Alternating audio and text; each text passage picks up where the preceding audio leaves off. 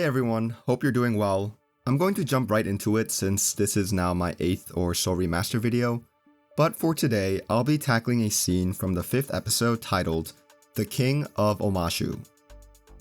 This will actually be the first clip without Aang, Katara, or Sokka. Instead, we are accompanied by new characters such as Bonzu Pippin-Paddle-Opsicopoulos III and his 2 grandchildren, June Pippin-Paddle-Opsicopoulos and this other guy. But let's get into it. I'm going to change the color of the background here so it makes it a lot less work for me later on since most of the scene uses this color anyway. Now to add the little details on the ground, I'm going to go over this really gently and add in different shades to kind of give it a dirtier look. I thought this ledge would be annoying to do initially, but I'm liking how it's turning out. I just need to make sure it's straight enough to not look that out of place. The airbrush tool is a must for me when it comes to these broader details, and I'm going to just lightly brush over these blank spaces to give more definition to the drawing. For this portion, I thought pretty long on whether to draw each individual section, but I think I'm just going to copy and paste and fill out the remaining inconsistencies. You know, why do more art when few art do trick? For this second step in our 23-step process, I'm going to shift the image over to the right a little bit. Because this is in a weird fisheye-like angle, I think it's okay if I warp the ledges a bit to add some distortion. Moving on to a layer underneath, I'm going to add a simple blue color to the sky. Here are some smudges that, granted, don't look as detailed as the original clouds, but overall I think they look pretty decent. I'm going to just finish off the right side as well. Now all that's left for me to do is to make sure our characters don't get too out of frame.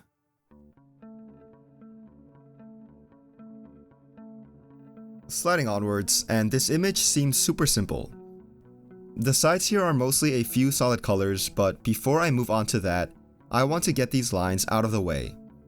Using the color fill tool, I was able to quickly cover the blank spots, but unfortunately, I guess they don't pay their janitorial staff enough here at Omashu because there's a lot of dirt and smudges on the railing itself. So grabbing the relative color, I'm going to gently add smudges here and there to match the dirtiness. After that, I need to animate the cart and the smoke it leaves behind. Because the smoke is pretty blurry, I'm going to use the airbrush tool pretty loosely just to fill out the rest of the canvas. Here's a close-up of our very own Bonzu Pippin-Paddle-Opsicopoulos III, and honestly these types of scenes are pretty peaceful, albeit in a very tedious sort of way. I don't think there's really much for me to say for this one since I'm just coloring a bunch of the blurred lines, so I'll just skip on ahead. This frame is pretty similar to the previous one in the sense that I'll still be adding blurred lines in the background. There is the added challenge of adding a blurred railing in the foreground, but to make my job a bit easier, I'm going to shift the image over to the left. That way the image itself doesn't feel too constrained in the middle, and having Mr. Pippin-Paddle-Opsicopoulos and having Aang closer to the edge gives more of a depiction of speed in my opinion. I thought I was done, but apparently I still need to add this little piece of cloth flapping around like, I don't know, a turd in the wind. Moving on to this selection, and I'm fully expecting this to be the first major hurdle of the video so far. After all, there's always at least one that makes me want to lose my freaking mind. The reason I chose this one as the nomination for my slight annoyance is because the camera not only pans in a certain direction, but it also changes the zoom as well.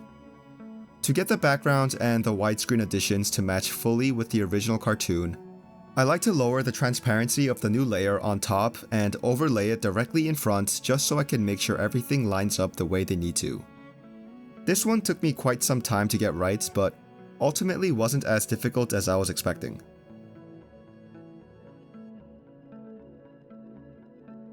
Going from the previous scene to this one feels like tonal whiplash.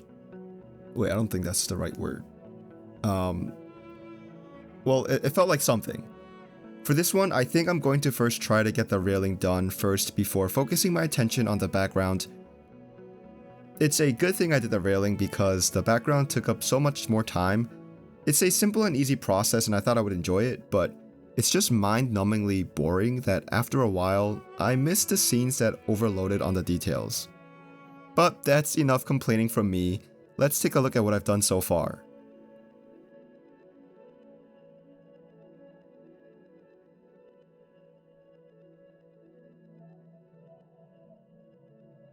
Like always, if you're liking what you're seeing so far, don't forget to leave a like, subscribe if you want to see more, and I just hope you enjoy the rest of this video. This section is pretty much going to be the exact same thing as the previous step. My strategy doesn't really change at all. I'll be adding in the railway first and then making sure that it all gets lined up before moving on to the background, so we can just skip on ahead. Luckily, the blurry lines didn't overstay their welcome as I was eagerly awaiting working on something with more going on than just a few undefined smudges streaking across the canvas. The bottom of the archway was the first to draw my attention, and using the straight line tool, I wanted to make sure everything lined up the way they needed to. I decided to feel a bit cute and went to test out different brushes because I was getting sick of just using the same old brushes. I landed on this oil canvas texture brush set from the Jazza Ultimate Brush set, whichever it's called. It seems to do an okay job at adding these more detailed smudges. We can skip on ahead, and now that the background is all done, there's still a couple of things left to do. This cloth here, which is simple enough, and I guess half of Katara's face, which is a bit less simple. Now, normally a younger, more ambitious version of me would try to draw in the rest of Katara's face manually, but I frankly just don't have the time, especially for this video specifically since I am going to travel soon. So for this one, I decided to just take an earlier image of Katara and try my best to splice these two things together. We'll lower the opacity like we usually do and find where these two images would naturally intersect. Time to add some much needed motion blur to match, and voila! The trusty color fill tool makes a comeback, and I used it to fill the color, which is probably the most redundant thing I've ever said, but I'll just leave it in anyways. I have the airbrush tool to add in the different shades, but they don't look like they want to cooperate with each other. To remedy their insubordination, I used the blending tool to give a more consistent and cooperative look. Now I want to add these little details from the original onto my portion of drawing, just so the backgrounds have more continuity with each other. I'll do the same on the other side, and finally it's time to move on to the soldiers. I don't have much of a plan for this one besides filling out the sides and the hat. I do know that overall it'll look probably pretty bare since these three soldiers only take up probably the center of the frame, and there's going to be an empty space to the left and to the right. If I have time later, I'll do something about it, but for now I'm going to leave it as is. Next, we have Aang and the gang aggressively interrupting this captain's captivating speech. With the way this is depicted, I figured it would make more sense to copy and paste images from a prior frame onto this one. Lowering the transparency allows me to figure out where to place the characters. I know that Aang and a bit of Katara are already on screen, so all I need to do is get the missing portion that is Sokka and Katara's body. I know the images themselves don't really match since they're in slightly different poses and angles, but that's nothing that my handy dandy brush can't fix. I draw on top of both images to basically stitch them together to make one new consistent drawing. I'll do the same throughout the scene before marking it as complete.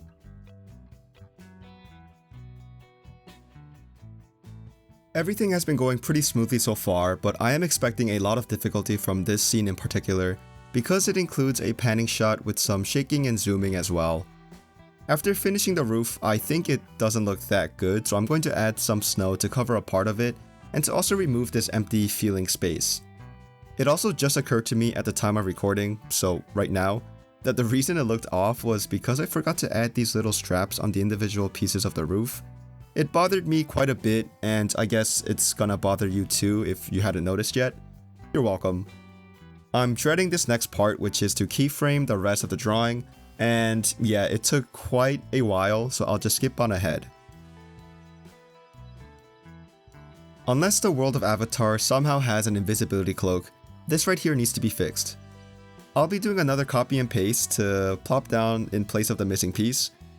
I wish that was all I had to do, but I also had to manually draw in the rest of Sokka's head. not to mention finishing up the card as well. That's pretty much what I did for the remaining frames as well, and we can move on ahead.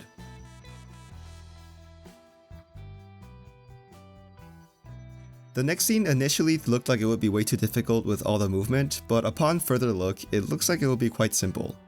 First, we have this ultra close-up of the card that I'll complete using the airbrush tool. Now, it would be amazing if this is all I had to do, but moving forward a little bit, and now we have the background opening up to us. I finished out this blurry railway before moving on to the same railway, but with 20/20 vision. I add in random marks here and there, and it looks passable to me. As this scene goes on, the rest of the background stays loose and simple. We see the mail delivery system at work here as a new obstacle approaches. I add some noise to the image and then keyframed it to match the motion of the camera. As you can see here, the image not only shifts but also zooms, so it was an added thing to keep track of, but I got it done eventually.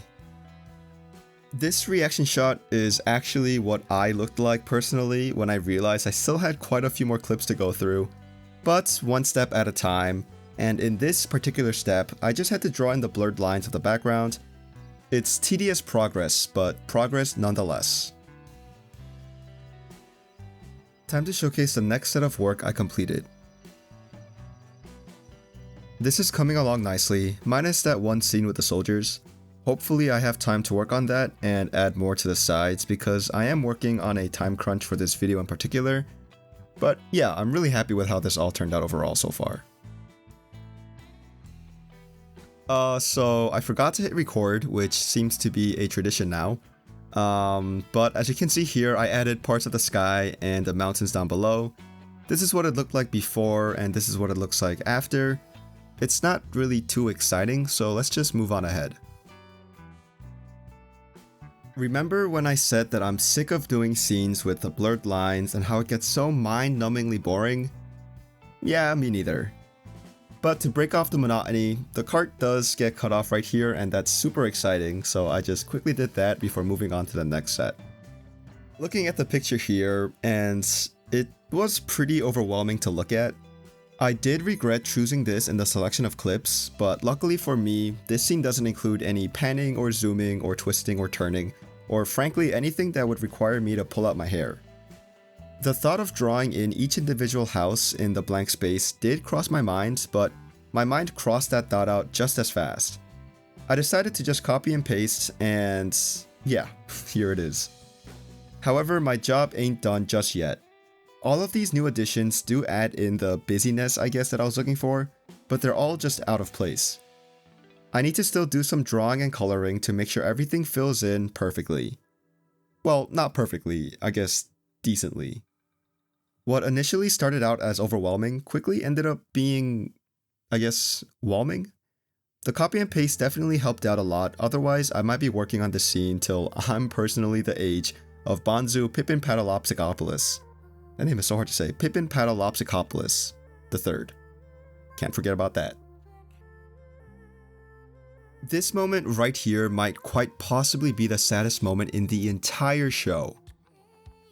Okay, maybe not the saddest moment. Alright, it's not even close. But the reason I said what I said is because I was just imagining myself doing, remaster work, and then just when I'm done, picturing Aang busting into my room and destroying the very thing I worked hard for. Okay, enough talking about my weird, strange fear of a bald kid destroying some art I'm doing, and let's get back to your regularly scheduled programming.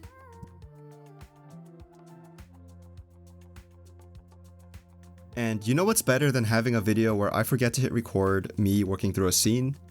Well, that's having a video where I forget to record me working through two scenes. Yeah, I forgot to hit record again, but luckily I didn't forget to record the entire thing. I still was able to work on this painter, sculptor, clay, pottery guy looking out the window. For this one, I double, triple, quadruple checked to make sure that this scene was recorded, and this is quite momentous. It's the first time the Cabbage Merchant has made an appearance in one of my videos. This legendary hero is the most traveled man other than our main characters, of course. I definitely believe that you should get you somebody who loves you the way this man loves his cruciferous vegetables. I totally did not look up that word before this recording. We're slowly nearing the end, and this shot of the cabbage merchant being shocked is a fairly easy one. I add a lot of smudges to the ground, give the wall some details by gently adding in lines or cracks and crevices. I don't mind zooming shots when they're this simple, and I do wish most of them were. But we're finally at the second to last shot here. Call these cabbages Robin and Aang A-Train because that's pretty much what happens to these poor cruciferous vegetables. I guess the cabbage merchant in this scenario would be Huey. I also don't know about you, but Aang is done for. There's no way a man can have this pose and end up alright. But like always, I make sure to finish the background behind me. The wall and ground were added pretty quickly, and I felt that the background was a bit too bland, so I tried to add another archway like the one further in the back. As the scene goes on, cabbages go flying, and it was so much fun to draw in these cartoonish looking cabbages, since there's really no rhyme or reason to the lines that I add. And after all of these cruciferous vegetables were done, it was time to move on to the smoke. I used a normal brush to draw in the smoke and then added a blur filter to give it that smoky look. I pretty much rinse and repeat till I was done, and yeah. And speaking of done, we are finally at the final scene. Aang is slowly recovering from recently having a broken back. Instead of doing the background first, I decided I wanted to do the inking to see if the scene looks good together. This one was a fun one to do, because most of the time with this remaster series, I'm basically just doing some background work with a lot of panning and zooming, and it does end up feeling pretty tough at the end. But now it's just inking and time for coloring, and I'm just having a good time. But yeah, I'm finally done. Just kidding, not quite yet. I ended up finishing these videos earlier than I expected, so I took some more time to go back to the soldier scene just to add some soldiers on the sides. For this one, I mainly just copy and pasted the existing poses. Frankly, I'm not the happiest with how this scene in particular turned out, but I will say that it does look a lot better than previously without the soldiers on the side. But without further ado, it's time to showcase what I've done. This video was a very fun one to do, but also a bit of an aggravating one. It wasn't as tough as the Suki one from before, but it still had its fair share of challenges. There were just way too many sequences with either the blurred backgrounds that are just boring, or ones that have both panning and zooming at the same time, which is just kind of annoying. It's a pretty long sequence in the original show, so there were a lot more I wanted to include, but I'm pretty pleased with the ones I chose. I never thought I would make it to the 8th entry of this series, especially since not too long ago I was making videos about movies and just talking about them. I also have been finding a love for art again, slowly but surely, and I have this series to thank for it. I wonder if there are other series I can remaster for fun, and if there are other ways for me to learn art in a fun and unique way. I do have a video where I turned The Incredibles, which is one of my favorite Pixar movies, into a comic, and that was honestly a joy for me to make, so I really hope you can check it out.